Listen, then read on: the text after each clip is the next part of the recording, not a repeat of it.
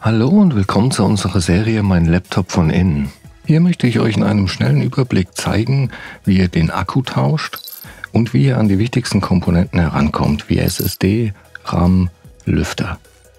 Ich zeige euch dabei das Innenleben des Laptops. Ich zeige euch auch, was es an Tipps und Tricks noch gibt, was ihr vielleicht beachten müsst und dass es im Grunde genommen nicht so schwer ist, einen Laptop aufzuschrauben und an die einzelnen Komponenten heranzukommen.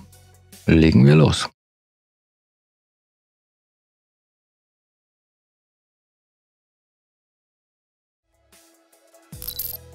So, wir haben hier einen Laptop von Asus, und zwar einen UX 360 UA. Und ich zeige euch auch gleich, wo ihr die genaue Modellnummer finden könnt. Aber zuallererst trennen wir einmal das Notebook vom Ladekabel. Die genaue Modellnummer finden wir bei diesem Gerät auf der Rückseite, ziemlich klein geschrieben hier oben. Und da sehen wir die genaue Modellnummer, mit der ihr auch die Ersatzteile sehr einfach bei uns im Shop findet.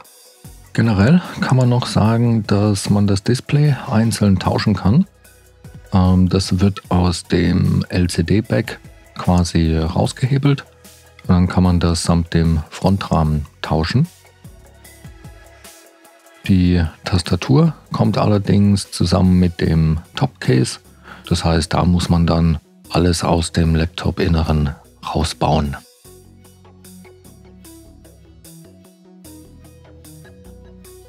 Gut, um das Laptop jetzt zu öffnen, muss man diese Schrauben, die ich hier auch im Bild einblende, lösen.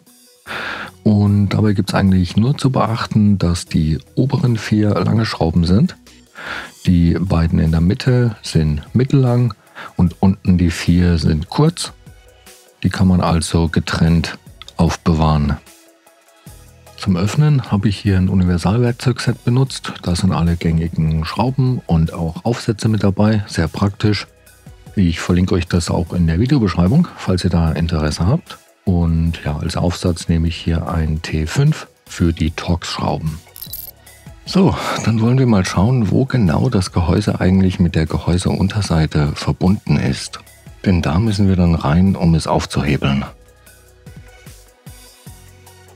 Und hier zum Beispiel kann man das sehr gut sehen.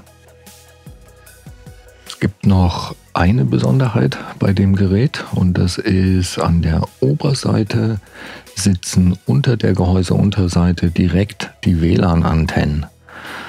Um die nicht abzureißen, muss man da ein bisschen aufpassen und sollte auf jeden Fall das von vorne nach oben klappen. Aber ja, das zeige ich euch gleich, nachdem wir das aufgemacht haben. Zum Aufmachen des Gerätes benutze ich hier einen dünnen, flachen Metallgegenstand. Und dann schaue ich mal, wo ich am besten reinkomme, um eine Öffnung zu kriegen. In dem Fall fange ich jetzt hier auf der Frontseite an. Und dann versuche ich, die Gehäuseunterseite ein bisschen nach oben zu hebeln. Mit ein bisschen Wackeln und hin und her rutschen funktioniert das immer ganz gut. Und ja, das laute Knacken gehört dazu. Das ist einfach, wenn die Unterseite aus den Einraststellen gelöst wird. Dann knackt und knirscht das manchmal, das ist aber normal. Da braucht man keine Angst zu haben, was kaputt zu machen. Und ja, dann kann man eigentlich auch schon mit der Hand meistens drunter fassen und das mit ein bisschen Rütteln und hin und her bewegen einfach abziehen. Und ja, wie gesagt, an der Oberseite sind wir einfach ein bisschen vorsichtiger. Ich löse das nur ein bisschen. Jetzt ist es quasi ab. Und jetzt kann man hier auch schon sehr gut sehen, wie die Antenne mit dem WLAN-Modul hier verbunden ist. Und die Stecker dazu können wir einfach nach oben hin abziehen. Und dann können wir die Gehäuseseite ganz abnehmen. Ja, und so sieht dann das Gerät von innen aus. Gut, bevor wir jetzt irgendetwas weiteres machen, trennen wir aber auf jeden Fall erst einmal den Akku vom Mainboard, dass das Gerät auch wirklich keinen Strom mehr hat. Und den Akku sehen wir hier. Und da läuft das Kabel und der Stecker zum Mainboard. Die Steckverbindung ist in dem Fall von oben drauf gedrückt. Das heißt, man kann den Stecker einfach, wenn man ein bisschen drunter greift, nach oben hin abziehen. So einfach geht das. Gut, direkt über dem Akku sehen wir hier die SSD. Hier ist das WLAN-Modul, wie anfangs schon erwähnt. Dann ist hier drunter der RAM, der in dem Fall aufgelötet ist. Den kann man also nicht einzeln tauschen oder erweitern. Und hier drüben sehen wir noch den Lüfter und den Heatsink, der die CPU kühlt. Den Stecker vom Lüfter können wir übrigens hier noch sehen. Und dann können wir auch schon den Akku ausbauen. Dafür lösen wir diese Schrauben hier. Die gehen da einmal drum herum. Und dafür tauschen wir jetzt auch den Aufsatz, weil das sind Kreuzschrauben und keine Torx-Schrauben. Und dafür nehme ich hier jetzt ein PH0. Und dann löse ich die Schrauben im Schnelldurchlauf.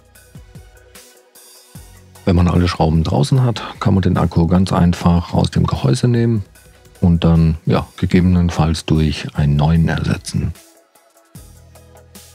Unter dem Akku sehen wir hier jetzt übrigens auch das Touchpad. Das lässt sich in dem Fall auch einzeln lösen. Dafür muss man nur diese Schrauben hier rausnehmen und dann dieses Kabel hier noch trennen.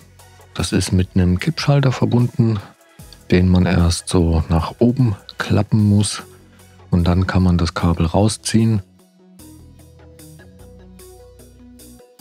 Beim Wiederverbinden nur darauf achten, dass das Kabel wieder richtig drin sitzt, bis zu dieser Linie, die man hier sehen kann. Bis dahin einfach wieder reinstecken. Dann noch den Stecker zuklappen und ja, schon fertig. So, hier sehen wir die SSD und um die auszutauschen, muss man nur diese Schraube hier lösen. Und danach kann man die SSD einfach ein bisschen nach oben hebeln und aus dem Stecker ziehen. Der Einbau ist genauso einfach. Man steckt die SSD wieder in den Slot, drückt sie leicht nach unten und dann kann man die wieder verschrauben. Den Lüfter kann man bei diesem Gerät einzeln tauschen. Allerdings sitzt er so ungünstig, dass man den Heatsink auch mit ausbauen muss. Diese 4 Schrauben müssen dafür raus. Und dann hier kann man das sehen, sitzt die Schraube eben unter der Kühlleitung. Und deswegen muss man das vorher alles lösen. Dann noch die beiden Schrauben vom Lüfter selber. Und natürlich nicht vergessen, dass man auch das Lüfterkabel trennen muss. Die Kabel da sind schon ziemlich dünn, also am besten direkt am Stecker greifen und dann seitlich rausziehen.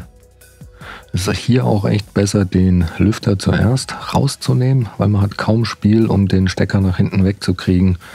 Das heißt, erst den Lüfter ausbauen, dann hat man da einfach mehr Platz zum Arbeiten. Um den Akku jetzt wieder einzubauen, legt man den einfach wieder in das Gerät. Der ist passgenau, da gibt es nicht so viele Möglichkeiten. Und dann kann man den wieder festschrauben und am Ende natürlich nicht vergessen, den Stecker wieder zu verbinden. Da auf jeden Fall achten, dass der richtig drin steckt, damit das Laptop dann auch wieder Strom bekommt.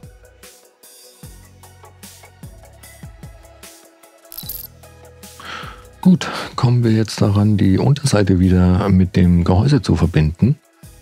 Und da müssen wir jetzt natürlich erstmal die WLAN-Antennen wieder befestigen. Die müssen ja hier an diese beiden mini kleinen Stecker dran. Und ich lege mir dafür das Gerät jetzt einfach mal seitlich hin. Und dann kann man hier auch wunderschön sehen, dass das weiße und schwarze Kabel super beschriftet sind. Da weiß man genau, wo was rankommt. Und die werden von oben drauf gedrückt. Das heißt, man positioniert die und drückt die mit dem Fingernagel dann in den Stecker rein. Und danach fädelt man die Kabel noch in die Führung, dass die nicht verknicken beim Zumachen. Und ja, dann kann man eigentlich die Gehäuseunterseite ganz normal von oben wieder auf das Gerät draufdrücken. Und ja, da kann man ruhig feste drücken. Das muss wieder richtig zu sein, bis alles reinknackt. Ich gehe auch einmal um das Gerät herum, schaue, dass wirklich nirgendwo mehr eine Öffnung ist. Und dann kann man das Gerät auch schon wieder zuschrauben. Dafür müssen wir dann natürlich auch wieder den Torx T5 nehmen. Ja, und dann hat man das erledigt. So, das war es auch schon wieder für dieses Modell. Wenn ihr noch Fragen oder Anregungen habt, lasst uns gerne einen Kommentar da. Und ja, ich hoffe, das Video hat euch weitergeholfen und ich wünsche euch viel Spaß beim Schrauben. Bis zum nächsten Mal. Ciao.